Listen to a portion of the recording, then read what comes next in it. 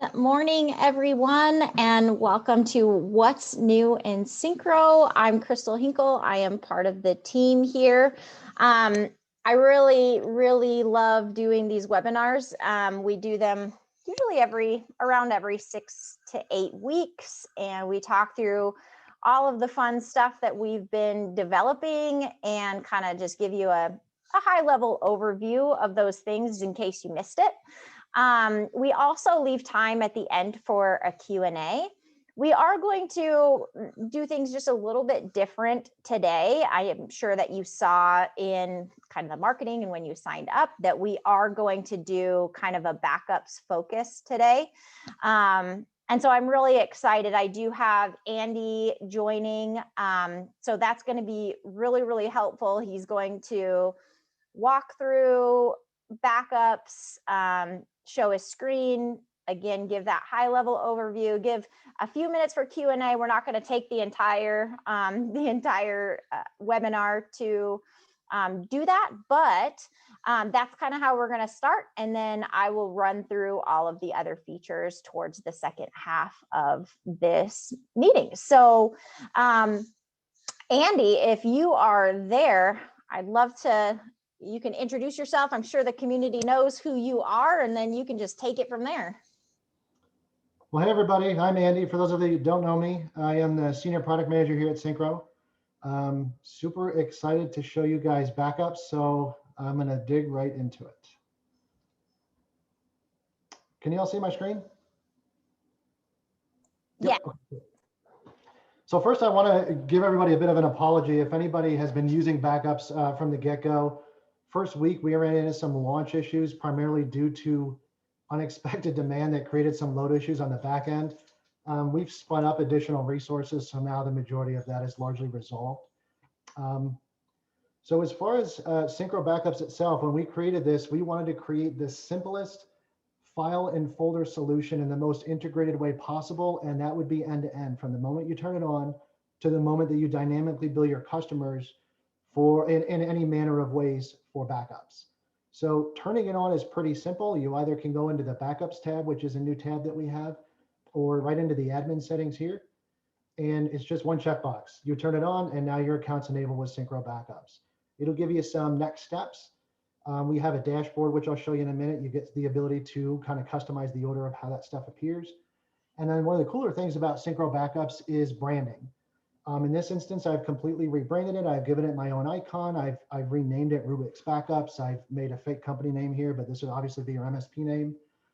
And this will flow down to every element of Syncro Backups. It'll be in programs and features. If you look in there, it'll be in the services, task manager, file names, file paths, everything. This is your backup solution, and it will be branded as such. For pricing, it's about as straightforward as you can get. There's no BS minimums. There is no BS tiers. It's super simple. It's $5 an asset. You have one asset, you're going to pay $5. You have 100 assets, you're going to pay $500. It's that simple. As far as cloud storage is concerned, every MSP will get an allocation of what's called pooled cloud storage, which is free. You get 50 gigabytes for every asset that you have Syncro Backups enabled, regardless if they're going to use cloud backups or not. It's allocated automatically through a usage metric. So basically, any asset that uses cloud backups is just going to pull from that pool. When you go over that amount is when you can incur an additional charge. So if you wanted to, one asset out of 20, if you had a terabyte of a pool, could be using the full terabyte. If you wanted to spread that out to 10 assets, doing 100 a piece where the remaining 10 don't use any, it can be structured however you like, and it's up to yours to fully control. Just know that that's all handled automatically behind the scenes. You don't have to physically allocate anything. And then for every gigabyte you go over that, it's 5 cents a gigabyte. And the same thing with the licenses, there is no tiers. So a lot of backup systems will say, well, you went over, so now we charge you for another terabyte. We don't do that. We just charge you for exactly what you use. So once you've got Syncro Backups enabled, the next thing you'll do is you'll go to a customer record, which is what this is. And we've got this new backup destinations tab, and you're going to set up this customer's backup destinations. Now, of course, everybody gets quote unquote storage by Syncro, which is our cloud storage. Every customer will have that as an option by default. And then you have two other types. You have network types, which in this case, I added a Synology NAS. You can add any NAS you want, or it could be like a file server, same thing, that you can use as a target to back up to. And then external drives, which is USB external drives or a secondary internal hard drive. We support all three of these storage mediums. The bottom two, your network and your local drive, this doesn't count against your pooled storage or anything like that. You can back up unlimited amounts to this and never have to worry about storage. The allocated pool storage is just for storage by Syncro. So when you actually have your storage destination set up and you're ready to deploy some assets, this is our asset policies. And again, it's super simple. There's just a checkbox. If I've got 10 assets on this and I check enable Syncro Backups, it's immediately going to be deployed to those 10 assets, and they'll now be ready to be fully configured with your file structure and your schedules and things like that. This is the actual backups tab. We've got a cool dashboard here, which mine is going to look a little janky because since I'm not a real MSP now, I don't have real customers, I don't have real invoices going out. So this is just going to show a negative, but normally it will show your backup revenue in terms of what you're physically billing out to your customers. It's going to show how much we're physically charging you. It'll have your profitability metrics here for this month, month to date, last month. You're going to have some storage metrics for how much we're consuming for each storage medium. And then just some stuff about failed backups, successful backups, and how many assets that you physically have protected. And then in the bottom is going to be a full backup history. Whoops, sorry, I skipped ahead of myself. This is going to be all of your assets that you have with Syncro Backups enabled. You can filter by customer. You can filter for any number of things on here to drill this down how you like. It's going to show current backup version, the last time any given one of these was backed up, as well as the last job, like these have been missed, and this one I completed earlier today. Sorry, this is where I was talking about with the backup history. So here we're on an actual asset, and we've got this new backup tab here on assets. And in the bottom, you're going to see a complete backup history of all the jobs across all the what we're going to call protected items for this particular asset. So here I've got one that failed. Here we've got 3 that completed. You can see that the top 2 were for one particular protected item set, and the bottom 2 were for a different one. If you ever want to see any details about the specific backup job, you can just click this details button, and a full list of all like line by line logs are going to appear here. So if you need to troubleshoot something or see exactly what it's doing, we've got all that for you with the click of a button. And Syncro Backups uses sophisticated deduplication technology. And so as an example, I backed this up today, and it was roughly 18 gigabytes of stuff on the actual asset. When it uploaded to the cloud, it sent that full 18 megabytes of stuff up to the cloud. However, when I went to back it up again, you can see that the number didn't change because it's the same amount of data. This file structure didn't change. So in this case, it uploaded 2 kilobytes, which is literally nothing, to the cloud because nothing changed. So what's important to understand is that everything will be deduplicated, and we're only going to send differentials to the cloud. So if nothing changes in a month and you're backing up every day, it should relatively be what you started with, not multiple instances of the same thing consuming a boatload of storage. And deduplication also works across all assets on any given customer. So if I've got an office with 10 computers and each of those computers has like the same file on it, it'll send a full up for one of those, and the remaining 9 will all be deduplicated to save you additional storage. And the last thing with this is a lot of folks will ask, how does file versioning work, or how many file versions do I get? It doesn't necessarily work that way because this works on a snapshotting system.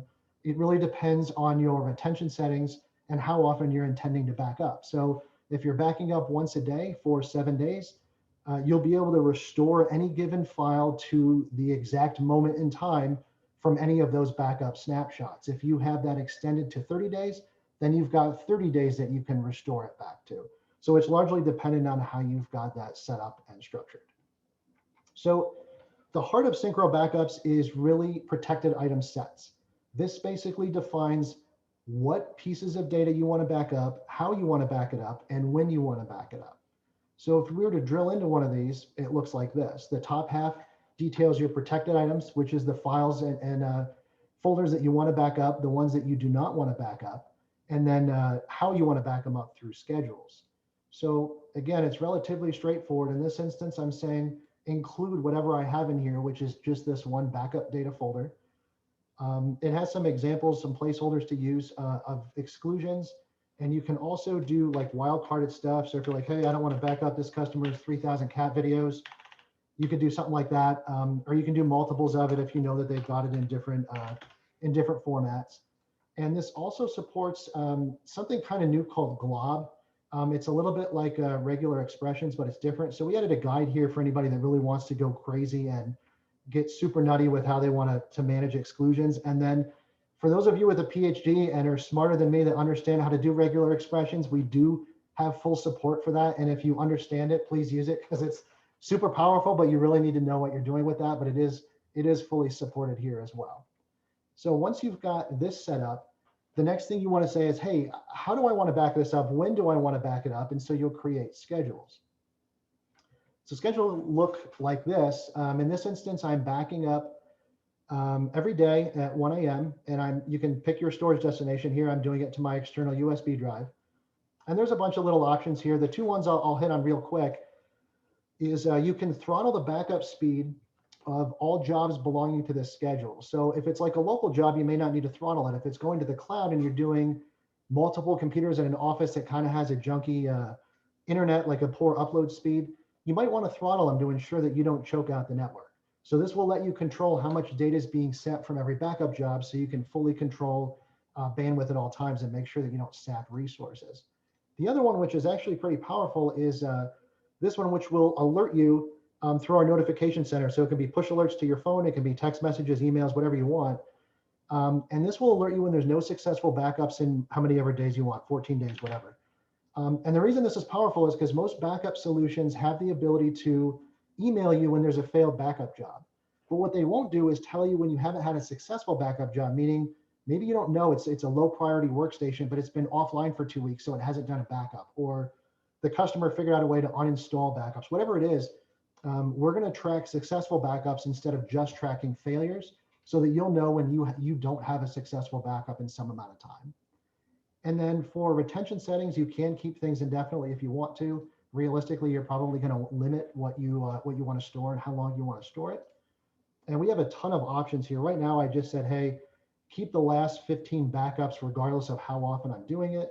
But you can also do something like keep one backup each day for the last 15 days, keep one backup a month for the last 6 months, whatever you want to do. It's fully configurable. The last thing with schedules I want to mention is that we designed this to support hybrid backup scenarios. And this is pretty frequent that you're going to have a scenario where local backups are typically good enough, meaning if you want to back up all of an office to a Synology NAS, that's enough. And theoretically, that should be all you ever have to do. However, in the MSP land, whatever can happen is going to happen. It's inevitable. So you could set up a different schedule where you back up the same set of data to a different location. So in this instance, I'm saying, cool, I'm going to do my daily backups. That's all I care about. But I'm also going to send a monthly to the cloud, A, so I don't consume a bunch of storage, but B, just in the event that this place were to ever burn to the ground or somebody kicks in the door and robs the equipment, I have backups in the cloud that I can restore from, while I'm always ensuring that my core is these daily local backups. So besides scheduled backups, you also have the ability to trigger one-off backups whenever you want. And I'll show you restores here really quick. My internet was going a little slow today, so this may take a minute. But when you restore, you pick the storage destination you're going to restore from. And then you can pick whatever asset that you want to restore from.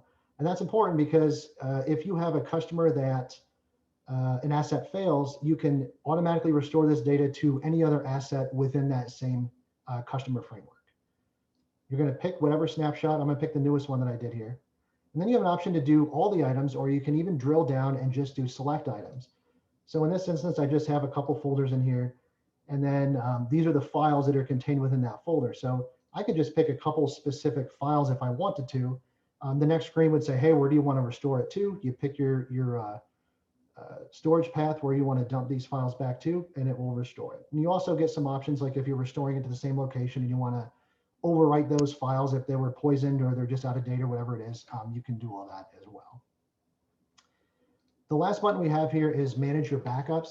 Probably won't ever have to use this, but in the event that you want to go into like your snapshots and kill something in the middle or start it over and kind of remove them, this is a way to manually manage your backup snapshots for any protected item set or assets specifically. The next thing is, so let's say that you've got all of this set up exactly how you want it. You obviously don't want to spend the time deploying that same setup to every single other asset. So we've created this thing called protected item templates. So I like how this one is. I can just create a template out of it, call it whatever I want. And you have some options here. If I do complete, that's going to say, I want all of these protected items and all of my schedules to replicate to whatever asset I'm going to deploy this to. Or you can split it up. Like if you know you want to have different schedules, but you just want to use the files, or if you just want to use the schedules and you know you're going to have a different file and folder level backup, you can just grab that. Once you're in this, you can just import any existing template, and it's just going to flow right into here with the click of a button. Now, that's great for one asset. Now, what if you want to deploy this to like 100 assets? So down at the asset list here, we're back on the backup dashboard. You can just select all your assets and you can say, cool, I want to import a protected item template. It's exactly the same flow, but in this case, it's going to deploy it to every single asset. And then we've also added one other thing here, which is replicate protected items. So this is where you've got a whole bunch of protected items, you've got a whole bunch of schedules, and you want to replicate that from a single asset to any number of other assets. This is not doing one protected item at a time. This is doing all of them.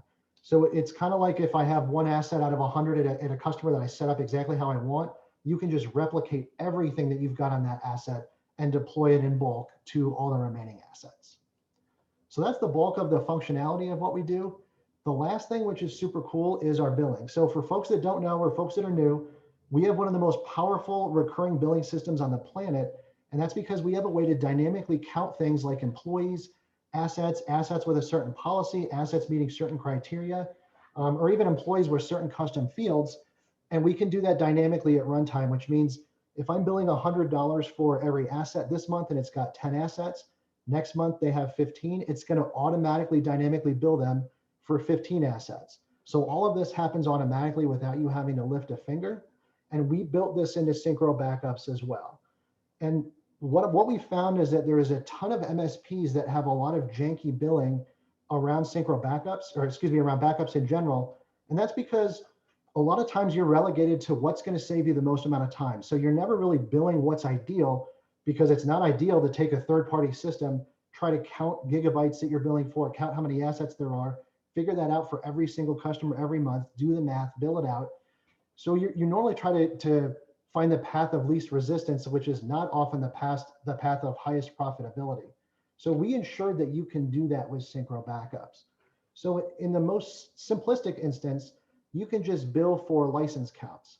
You can say, I want to bill this customer. We know that we're paying $5 a license. I want to bill them $10 every license. So if they've got 10 licenses, they're going to get billed $100. If they have 15 next month, they'll get billed $150. But you can also say, my contract with this customer says, I'm going to include 20 backup licenses. So in this instance, they're not going to pay anything for backup licenses unless they go to 21 or above. And then we're charging them $10 a license for that. You can do the same thing for storage. You can say, cool, I know I'm paying my 5 cents a gigabyte for my overages, and I'm going to bill 10 cents a gigabyte for every gigabyte of cloud storage that this customer uses. It'll dynamically count that every month, figure it out for you. You never have to lift a finger once you've got it set. You also have the ability to issue credits. So in this instance, we can say, all right, my agreement says that you are going to get 5 terabytes of cloud storage included with your contract. And if you go over that, then we'll bill you. So same thing, if I go to 5001, that 5001st, is that a word? Let's say it is. Your 5001st gigabyte is going to get billed at 10 cents, and every gigabyte over that, but you're never going to have to pay for the 5 terabytes previous to that. There's even another way you can do it, where you can do a per asset credit, which is a little bit more fair. So let's say I set this customer up today and they've told me like they're actively buying out other companies. We know they're going to grow. So it's a little bit painful to make a structure for backups when I know that it's going to get invalidated every time they buy a new company, because now they have twice as many, 3 times as many assets. So what you can say is, cool, for every asset you have, I'm going to give you a pool of 50 gigabytes. And that way, if they've got 10 assets today, they're going to get billed for every gigabyte over 500. They buy another company tomorrow and they now have 20 assets, they're going to get billed for anything over 1 terabyte. So it's a fair way to do it, whereas the customer grows, this can grow with them. And again, it's all happening behind the scenes. So once it's set, you never have to go back to it again. And for those of you that have never used our billing system, you can store credit cards. You can assign it to recurring invoices. So if the customer is paying by a credit card, you can set this up, bill them, send them the invoice all from this without ever having to go to it. You literally don't have to waste time on nonsense billing admin stuff with backup. So that's a big, big feature of what we built here. So Crystal, I think I'm good. If anybody's got questions, happy to take some. Yes, we have Andy for another 8 minutes. So we're going to make the best of these 8 minutes. Do we have a time frame or any ideas of when storage will be available in Canada? I can actually answer that. And unfortunately, there's not going to be storage in Canada. Right now, the cloud storage is in the US. And later on, we will have the opportunity to open a server in the EU data center, which is going to be in Amsterdam. There's another one in Tokyo, which probably doesn't help too many folks. So it is going to be in the US, and eventually it will also be in the EU. But that's as far as that's likely to go, at least for the time being. Great. Okay. And Ruben, I think we answered this, but I'll just verify out loud again. When we enable backups in admin, do we get charged for all assets we're monitoring, or do we get charged when we enable backups per client? So it's when you enable it on a policy level, all of the assets on the policy, then we would start billing you. Yeah, so if you enable Syncro Backups, you're not getting billed anything. Once you turn on the policy, and there'll be a big pop-up that says, hey, you've got 10 assets on this, it's going to cost $5 a piece. As soon as you do this, you're going to get charged $50, whatever it is. Yeah, that's all laid out for you. Perfect. And then kind of a follow-up to that, as of today, it's not possible to enable per asset. It has to be done from a policy, right? Correct. I mean, you'd have to set up multiple policies if you wanted to do it that way. I will say that we do have policy changes coming. This is a big priority for Syncro and for me in 2021. So that will get significantly easier soon enough. Okay.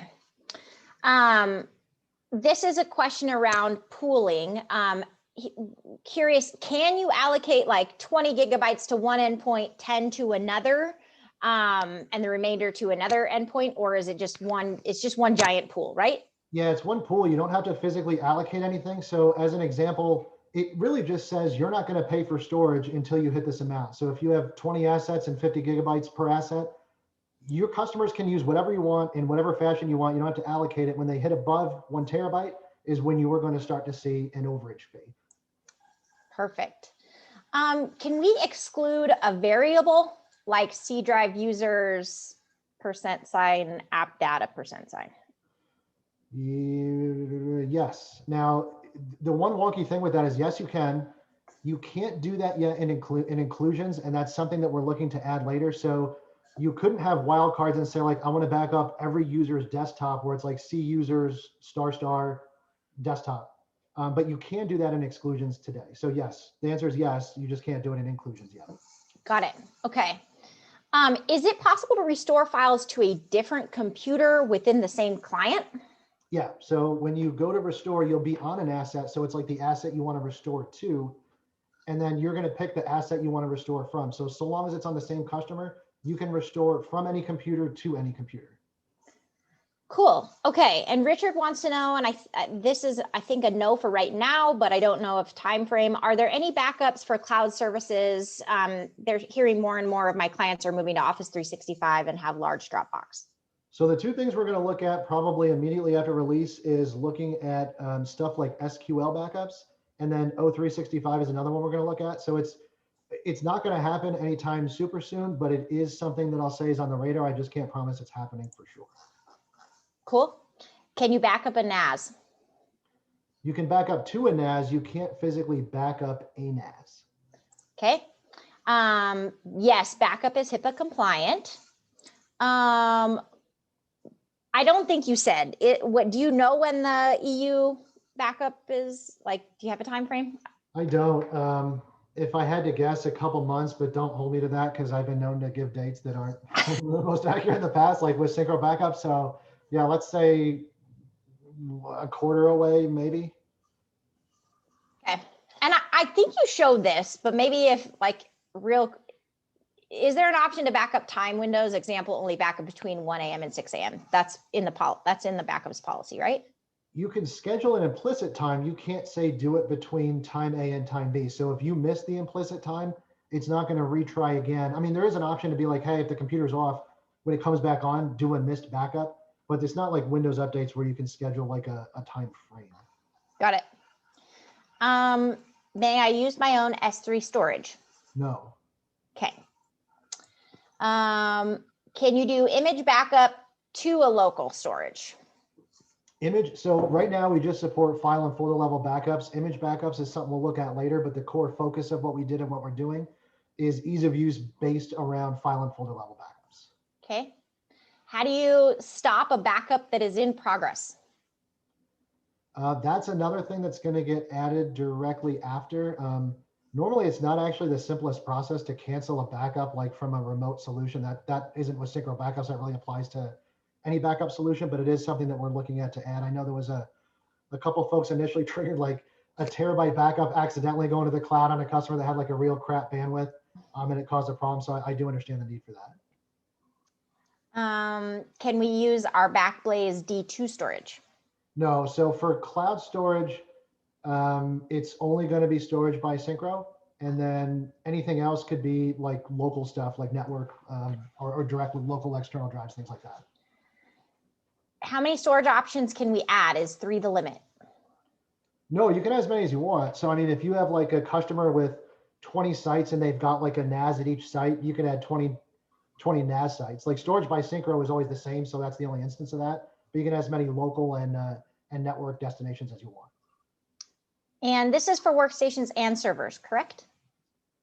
It is, yes. Yeah, we don't do that sketchy stuff where it's like, ooh, $5 for a workstation and $35 for a server. $5 anywhere. Okay. Is there a minimum bandwidth for the backups to run? There's not a minimum bandwidth. It's just, I mean, the slower it is, the longer it'll take to complete. And by design, it will always try and consume the maximum amount of bandwidth to finish your job as fast as possible. That's why you would throttle it if you have real network issues. Okay. Can we back up network mapped drives?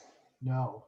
So what you would do in that instance is, this is like a roundabout way of asking if you can back up a NAS, and you can't. But if you have map drives from a server, the way to do that would be to put Syncro Backups on the server and back it up as if it was a local destination. It's not going to work because VSS doesn't work with map drives, if you guys understand the technicals of that. So you can't do all the snapshotting stuff with map drives, so it's not supported. I know we have like 1 more minute. Is the amount billed for storage based on files selected or space used in Syncro? Space used in the cloud. So just because it's 50 gigabytes on the asset that you're backing up, it doesn't mean that's what's going to get stored to the cloud, because then you would take into account, like if a customer has like duplicates of things or 10 installers, whatever it is, that's all going to get deduplicated. There's compression behind that as well. So you're going to get stored for the actual amount that's stored in the cloud, not the actual amount of files that you're backing up, if that makes sense. Okay. Can I ask 2 more? Yeah, go ahead. Okay. Will you be billed if the device hasn't been active for months? Yes, if it's enabled, right? Correct. It's same for like antivirus. If it's enabled, yeah, there's not like a way to archive it and not pay for it. Basically, you'll pay each month. Can we back up Mac clients? No, but that is something. So that actually is like number 1 on the list. So for folks that don't know, we just recently announced that we're going to be doing an open beta of our new Mac agent, which is fully compliant with new versions of OS X or Mac OS, M1 hardware, all that kind of stuff. And as soon as that's out, like first priority is getting backups onto Mac. So that one I can say with almost 100% certainty is likely to happen. Okay, perfect. That's our time here with Andy. Thanks, everybody. Appreciate it. Take care. I'm gonna let him fly. So I do still see some backup questions. There's a couple that I know, like there's one from Fauzi. Can the users edit files from the backup? I'm assuming you mean like your MSP clients. And as far as I know, no, that's not a thing. And then are you going to allow a Cronus integration? So we don't have plans to integrate with any other, backup solution. So I think that would be a no for right at this moment. And so any of these other questions, we might need to, I might need to come back to them if I can answer them at the end. But I would like to kind of shift gears here. I know obviously backups is brand new and awesome and a huge feature. I also want to take some time to be able to show you all of the other awesome things that we've been doing over the last like 6 weeks. So I'm going to actually go ahead and share my screen here. You're going to see my little presentation because I haven't gotten out of that yet. So let me go ahead and exit out of this. And I'm going to show off some awesome stuff. So I'm going to head over to reports because there's a lot happening with this executive summary report builder. So there's been a lot of different requests. We had an awesome release of this feature, and then we've continued to just add new things to it. So I'm just going to go up to report templates because I want to show you a few things that you all asked for and that we did. So if I just edit this template here, one of the things that we've added, just because there's so much information in all of these templates, that there was kind of a request to just add like additional information for everyone. So like if I add a text block here and maybe it's antivirus threats, one of the things is that we've added these like blocks to let you know what this actually means, just giving you more information on the report that you're actually setting up.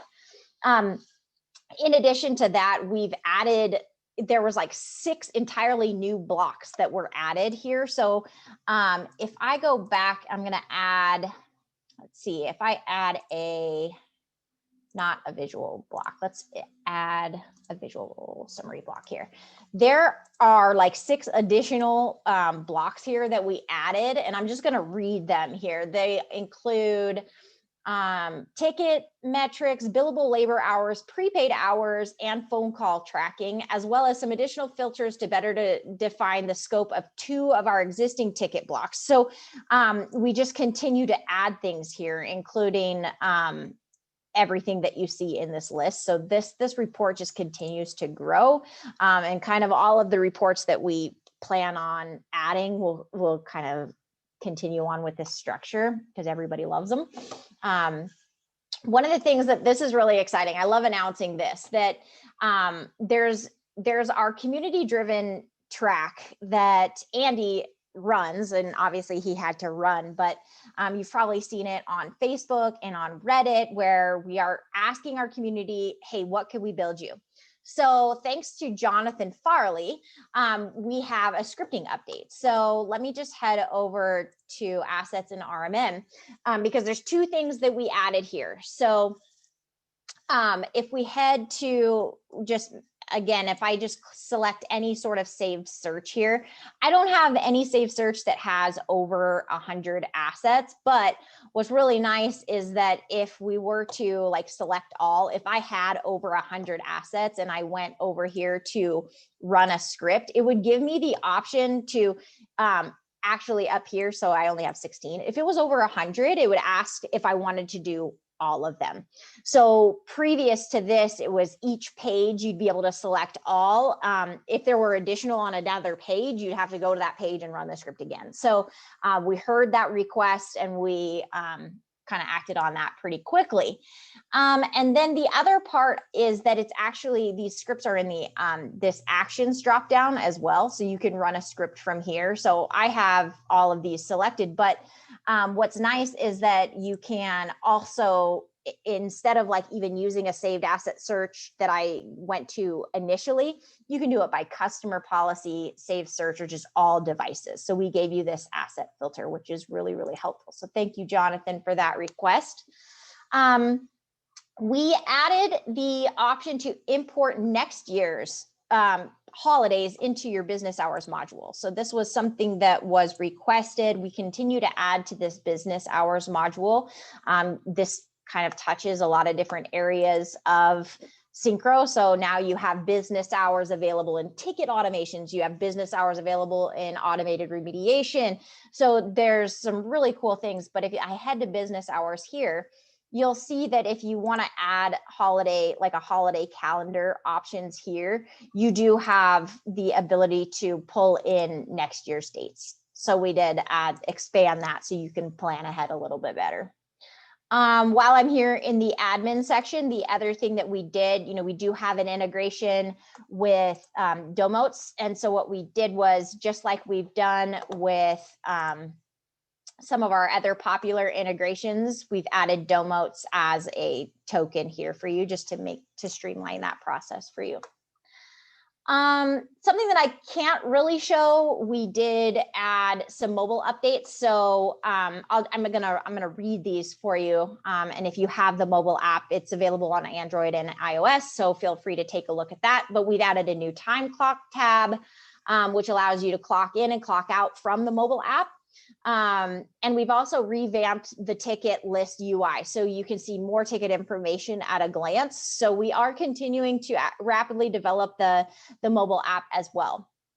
All right. Okay. So this is a cool one. Let me go ahead, and I'm actually going to, I'm sure you guys are all familiar with Larry by now. So I'm going to head over to Larry, and I'm actually going to create a new ticket because this is another really cool one, and it's a community-driven track feature as well. So thank you, George Randolph, for requesting this. We're going to head over to, I'm actually just going to go to an asset really quick. I'm going to create a ticket from here. This is like my favorite way. If I'm going to have to manually create a ticket, this is probably my favorite way to do it. So I'm doing a demo. I'm going to give it an issue type. I'm just going to say it's remote support. And again, I'm on a demo. So let's just get this ticket created. But what we've done is we have basically updated this.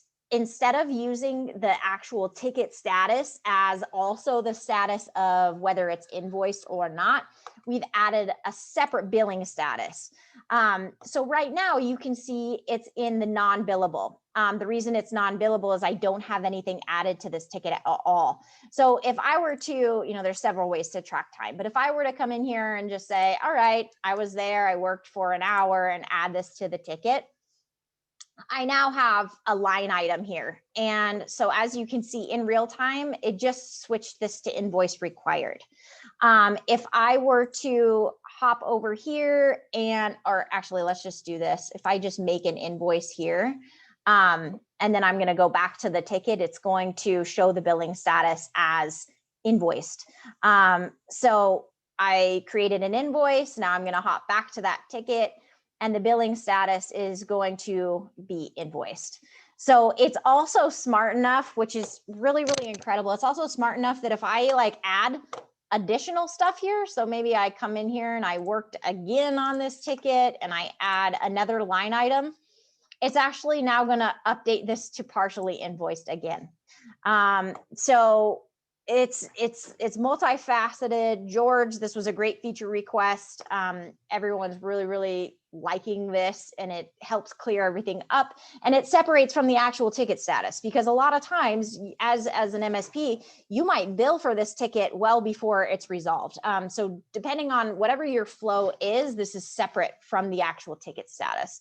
The other thing that's worth noting here though too is that we've also added it to ticket automations. So if I head over here to the admin section, it's now a condition in ticket automations. So let's just hop real quick, ticket automations, and let me just show you really quickly if I create a new one. So you obviously have the ticket status as a condition, but you now have the ability to use the billing status as well. So ticket billing status is, and what I see a lot is invoice required. Maybe this would then set an action item to email, a certain So maybe you want to assign it or just email a specific, maybe there you have a billing person on staff that you want to immediately take a look at that ticket and get that invoice generated. So there's a lot of really neat things you can do with that. In addition to that, if you're in the actual ticket screen, we've added it as a sortable column too. So if I want to customize this, I can add ticket billing status as well to one of the columns. If that's something right here, if that's something that you would want to see in this view. In addition to that, you can even do a saved asset or a saved ticket search too. So if you created a new search, you can be searching by specific billing statuses as well. So you can make these default. So if you are, you know, whatever role you are in your MSP, if you need to be looking at where this is, like where each tickets are at, this is a really awesome way to do that. So whether it's your default view or not, that is available. So again, an awesome community-driven track feature. Let's see here. I'm going to keep rolling. Customize the receipt template. So this is cool. We've always had a receipt template, but now we've added the ability for you to actually customize it. So let me head to PDF and email templates, and then you'll see this receipt configuration here. What's cool about this is obviously you can kind of see what it looks like, but then you can choose like what you want to include and what you do not in that receipt. So this was a nice upgrade to that receipt template. Let's see here. Okay, we've added the option in settings again for tickets. So this kind of reverts back to the actual billing status that we added to tickets. But if you head to your ticket preferences here, you also have the ability to, let's see, use invoice ticket statuses in addition to tickets billing status. So like if you want them to be completely separate. So right now, if I checked this right here, if I created an invoice from that ticket, it would change the actual status of the ticket to invoiced. If you want them to be separative, then you wouldn't have that selected, and you can have your billing status totally separate from your actual ticket status. So you can actually choose how you want that functionality to flow, which is cool. All right. Cool. Hey, John Cross, I'm not sure if you're here. We've got another community-driven track development feature that was requested from you. And we really love this one. So let me head it back over to assets and RMM. This is giving you the option to actually skip offline assets when it comes to sending a broadcast message. So if I go to manage and I want to send a broadcast message, we've given you the option to go ahead and skip those offline assets. So it's not going to block up the queue or anything like that. And then once that asset shows back up online, it will be visible for them. So just wanting to show that one off. So thanks again, John. Let's see. A lot of stuff has happened in the last 6 weeks. Let's see, we added a customer field to saved asset searches. And this was a community-driven track from Mark Adams. So this is one of my favorite things. So if we head over to creating a saved asset search, there's several ways you can create a saved asset search from over here. I just use this little magnifying glass to pop this out. But if I create a new search here, we have added customer. So this was highly requested, and I am so happy that Mark got this pushed through using that community development track. So from here, you can actually do a saved asset search based upon a customer, which is awesome. You can even kind of like somewhat create a tree view over here of your assets just because of that ability, which is phenomenal. Let's see here. We've got here the last thing on my list, Patrick Andrew Boyce. This was another community-driven development track. So again, you can see we're building what you all are asking for. So this is just really exciting, and it just is a testament to our community and how much we do appreciate our MSPs. We want you to succeed. We want to build things that you want. So we have added a ticket resolved email. So I'll show you this from a couple different views. So if you go to your admin section here, it's now going to be in your PDF and email templates. So let me get there. It's going to be in your email templates. So from here, once you go into email templates, you'll see ticket resolved email. I can edit this. I can customize it exactly how I wanted. So, you know, prior to this, you did have obviously the ability to use mailer, and you can still use mailer. Like if you wanted a check-in after a ticket was resolved, for example, and you wanted to like send an email maybe a day later or 7 days later to check in.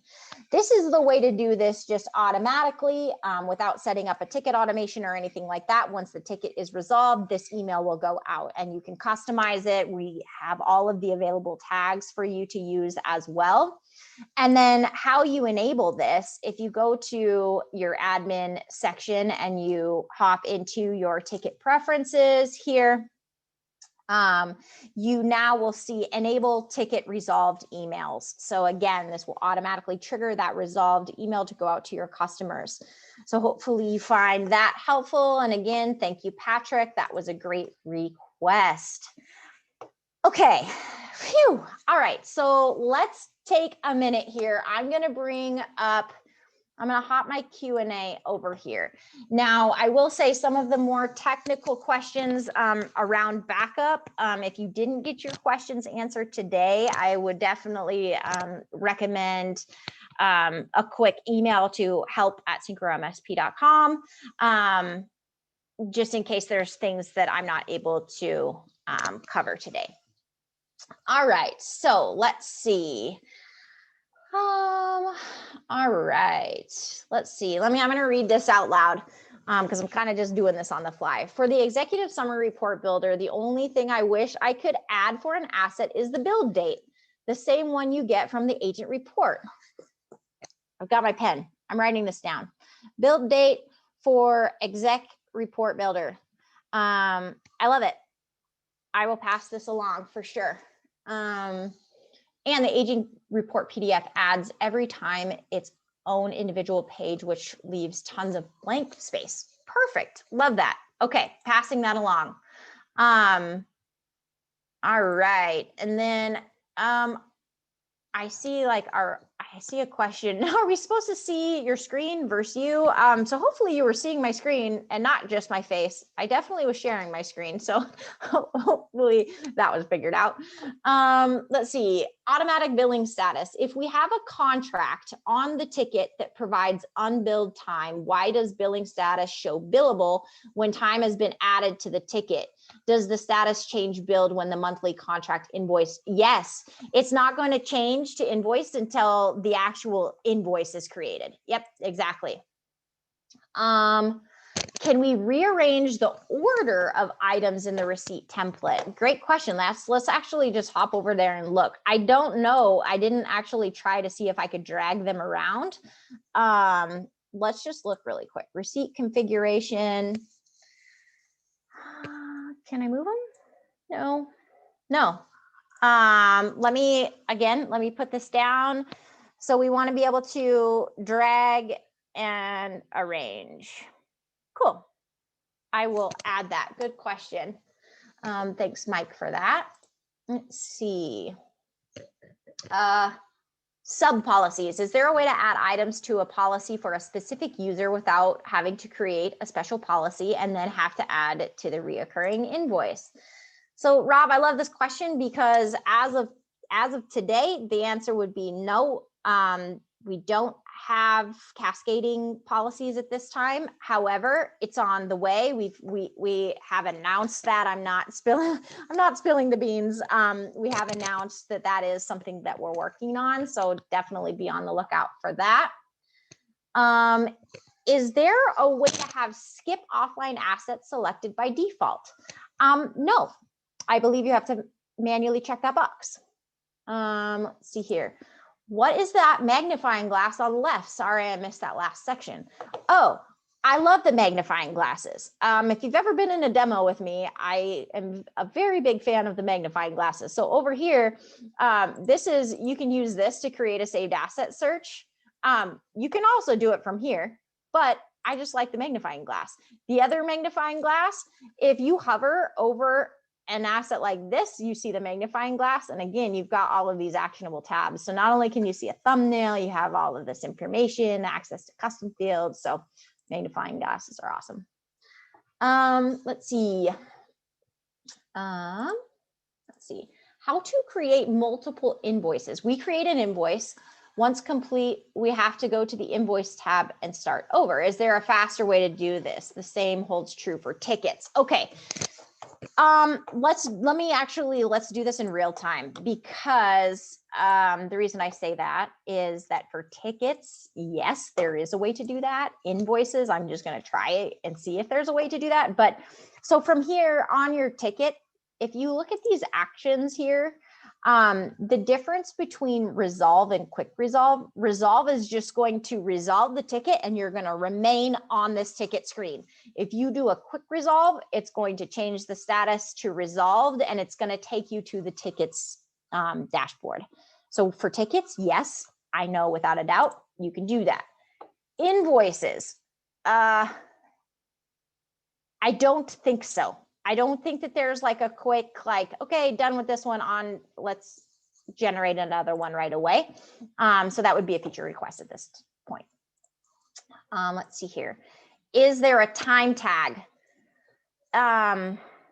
So Larry, I believe there's a time tag. I think there's a lot of different options for time tags. So it kind of depends on what actual use case you need. But if you hop over to PDF and email templates, let's just go into like a ticket template, for example.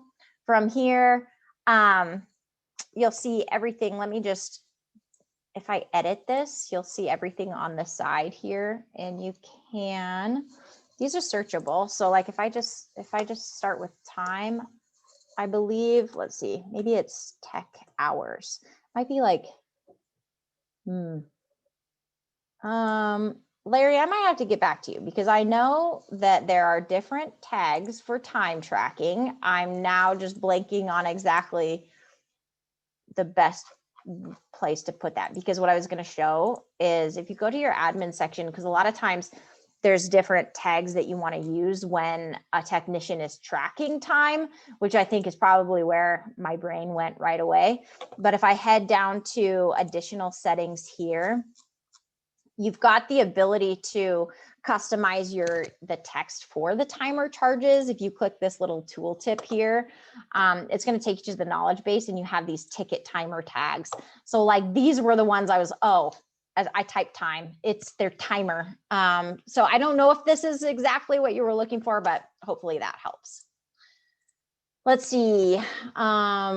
When you were showing the mailer, you had more icons to allow for message customization. I only have 5. I don't know if I was showing mailer. So maybe if you have a follow-up, I'm not sure exactly which one you were referring to. In ticket automation, is it possible to create tickets based upon assets when one is created or a policy change? No. Ticket automation will be based specifically, the conditions will be based anything that's like a status or an issue type, a custom field. So no, but automated remediation, those triggers are based upon the asset. Let me look here, because one thing I am trying to decide if I can think of a way to create an automation based upon a policy change. Because if I hop over here and go to automated remediation, your conditions are going to be specific to essentially like what's happening on the endpoint at any time.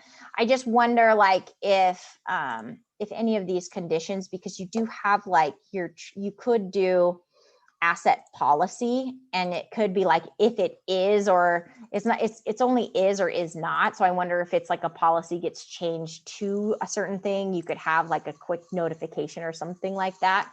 So hopefully that helps. Yes, Richard says nested policies are on the way. Yes, they are. let's see. Okay. Larry wants to know why I don't use dark mode. I don't know. How about we just switch it right now? Dark mode. You know what's funny? I actually know why I don't use dark mode. So this demo account, a lot of our sales folks use it, and I now just changed everybody's to dark mode. Like if they were in the middle of a demo, they are now in dark mode, but hopefully they don't mind. So if you didn't know that was there, it's here. And you can turn it off and all that stuff from there. Let's see here. Let's see. How do you change the default due date for tickets created from alerts? Sometimes I usually like to give myself a large amount of time. Oh, I believe if you just go to, see, I wonder if someone switched me back. Okay, so if you go to the ticket, you see you've got your due date here. I believe if you actually just edit the ticket, it allows you to edit the due date. It's not like a clickable field, but you can hop in here and you can change the due date manually. All right, I've got just a couple minutes left here. When you select to mute an alert, does it just mute that alert or anything coming from that client? Also, if you select forever, is there a way to see which ones had been muted? If you mute an alert, it's just that specific alert. It's not the entire machine. Now, I will say, if you wanted to mute the entire machine, I don't know if you want to, but if you did, this would be putting it into, I can't remember the best way to do this now that I'm thinking. Is it manage? Or do I have to go to the actual? I might have to go to the actual asset, but you can put your actual asset in maintenance mode. But if you're in the actual alerts section, if you mute an alert, it's just going to mute that alert. It's not going to mute all of the alerts. So system check trigger, if I hop over here and I mute this, that's the only alert on that machine it's going to mute. All right. Okay. So folks, I know there's some backup questions in here that I was not able to answer. So in that case, please still reach out. You can for sure email me. I can at least facilitate getting you the answers. So my email is crystal@syncromsp.com. If you do have some technical questions or if you're experiencing anything, I know there was a question about branding and any issues there. We want to know about it. So now's the time. Definitely reach out to help@syncromsp.com. Let us know what's going on if you have any questions. Otherwise, this has been recorded. I know Andy covered a ton of stuff at the very beginning. So this has been recorded. It will be uploaded to our YouTube channel. I think maybe even the registrants will get an email with it included anyways. But otherwise, I appreciate you all spending the hour with me today. I don't know if I said at the beginning, happy St. Patrick's Day to everybody. I hope you have a wonderful day. We'll see you in another 6 weeks for another one of these What's New. Thanks for joining. Have a great rest of your day. Bye.